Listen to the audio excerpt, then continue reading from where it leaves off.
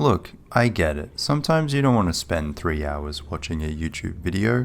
You're a busy person. You have places to be and there's that thing you're supposed to be doing after all.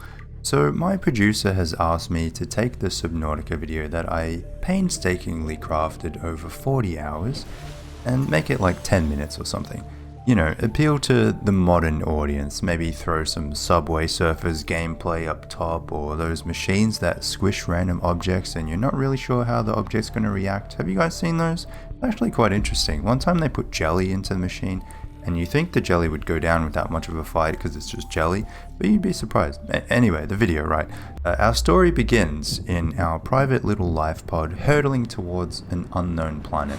Our ship has had to make an emergency pit stop, and we were fortunate enough to have gotten the fuck out of there before shit really hit the fan.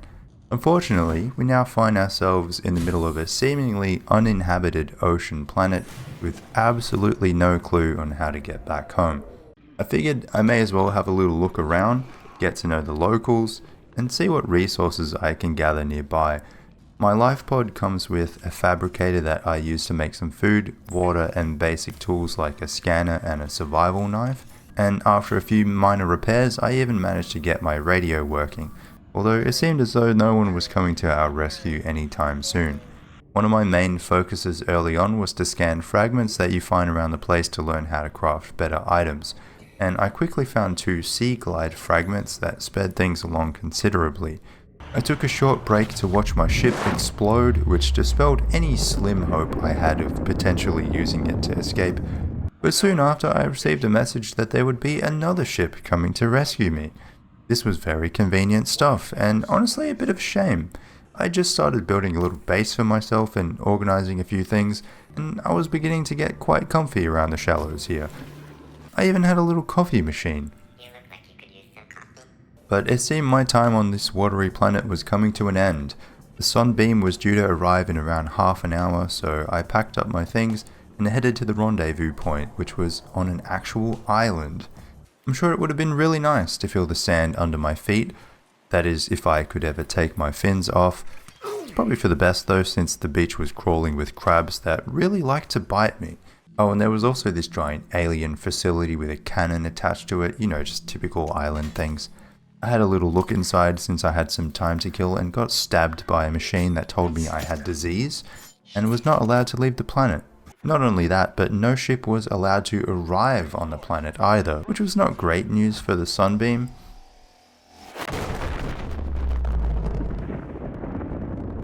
But at least now I had more time to work on my base. I added on a scanner room to help me locate new fragments and resources with sonar, and got to work. Traveling around in my new Seamoth, I quickly located a lot of the goodies around my base, and then I decided that even though the Aurora wouldn't be my salvation, I could definitely find some handy items in there to make life a little easier. I had to do a bit of finagling and fight off crabs on the dry bits and bleeders in the wet bits, but I managed to repair the breach to the drive core that was emitting radiation around the place, and also learned some important crafting recipes like the prawn suit as I explored around the ship. Afterwards, I was feeling a bit more ready to venture into deeper waters and follow some leads I had been gathering on potential survivors.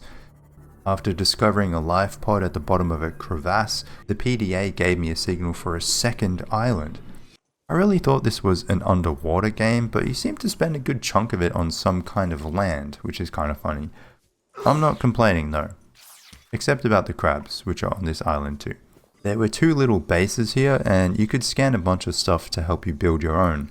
There were also plenty of plants to take back home and some PDAs that gave me a rough idea of where the crew might have gone after leaving the island. When I got back home, I added a new multi-purpose room to the second floor of my base to grow all the new foods I acquired, and at this point I could practically survive on just potatoes and lantern fruit alone. If I was going to die, it would not be from starving, but it could be from the giant snake things that live in the jelly shroom cave I visited next. For some reason, the crew from the island decided to move here, of all places. Nevertheless, I scoured the area for technology, PDAs, and resources like magnetite. This is not the kind of place I wanted to visit more than once, so I made sure to get everything I could on the first go. Back at base, I was expanding my operations. I added in an enormous room to store all my items. You guys know how much I love collecting stuff. And then a moon pool to dock my vehicle when I'm not using it. And speaking of vehicle, it was a good time to build that prawn suit I learnt about on the Aurora. Even though it could be a bit janky to get around, the prawn quickly became my favourite mode of transport. Especially because you can punch scary fish in the face. Like seriously, you can just punch them. It also comes with a bunch of different upgrades you can equip that made it even cooler, like a grappling hook. Remember that really bad jelly shroom cave base? Well, somehow the crew managed to top that with an even worse location for their third and final base. I mean, how can you say no to teleporting mantis dudes and EMP squids? It really makes you wonder why they didn't make it out of here. As with the other base, I quickly grabbed as many important looking things as I could find and then got the fuck out of there. I was definitely feeling a lot more comfortable in my prawn suit though, so I headed down to the bottom of the biome, easily the deepest I had ever been, and had a look around. Thankfully there were less squids around here, not none, but less, and more importantly it led me to an underwater river system with resources that would be vital if I wanted to get off this planet. I spent a fair bit of time hunting down all the fragments in order to build the Cyclops, which is this giant submarine thing, but honestly, as cool as it looks, I didn't really use it a whole lot. I mainly drove it a couple hundred meters from my base to the underwater river and back. It was a really nice way of carrying my things, I guess. I did genuinely enjoy running around the river in my prawn suit though, drilling things with my prawn arms, locating secret alien facilities and stuff, you know, just typical prawn things. The only time I was ever really in danger was when I had to step out of the suit.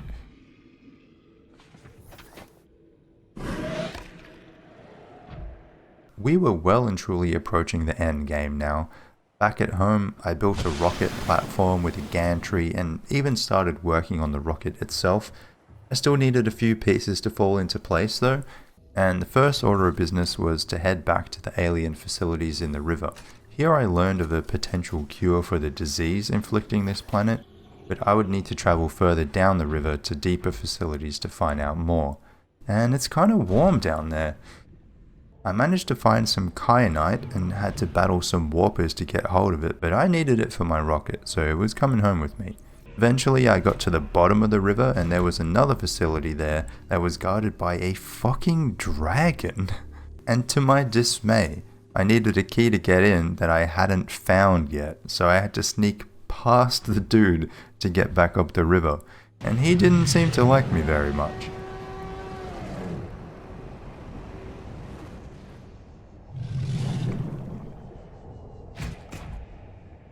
Took a bit of exploring, but I managed to find a facility hidden inside a cliff face. This was the main power plant for the other alien facilities around the planet, so I found a bunch of ion cubes, but more importantly, it had the key. And you can tell this was the final boss of facilities. There were a bunch of alien artifacts with cool lore implications. There were a handful of teleporter rooms to take you to other facilities around the planet. And at the end of it all, there was a giant pool with the Sea Emperor. She asked me to help her young hatch and make it out into the world beyond, and in return, I'd get the ability to leave myself, so it sounded like a good deal to me. And it didn't take me long to gather all the materials required to make the enzyme, and it seemed to take effect immediately. Not only did the juveniles hatch and head for the exit, but they began producing little blobs of enzyme 42, which cured me instantly, even through my gloves. Love a bit of good old-fashioned video game logic there. The Emperor could finally rest in peace after her life's objective had been completed, but we still had one more mission ahead of us. First, I had to turn off the giant laser that threatens to shoot me out of the sky. Now that I was free of infection, I had no problem accessing the controls to do so. Next, I had to finish off the construction of my rocket. After spending so much time in the Lost River, I had more than acquired all the necessary resources, so this was fairly simple. And after that, there was nothing left to do but say my goodbyes and leave the planet. I made sure to send out a time capsule on the way up, and there was one scary moment where it looked like the metal panel was going to knock me out again, but we made it out alive and unharmed. And that's it for this video. Thank you for taking the time out of your day to watch it all the way through. If you enjoyed it, it'd really help me out if you gave it a thumbs up and subscribed, and consider becoming a member if you want to support the channel. There's also an extended version of this video if you want to see more of what went down, or a full playlist of VODs if you want the complete experience. But until next time, take care.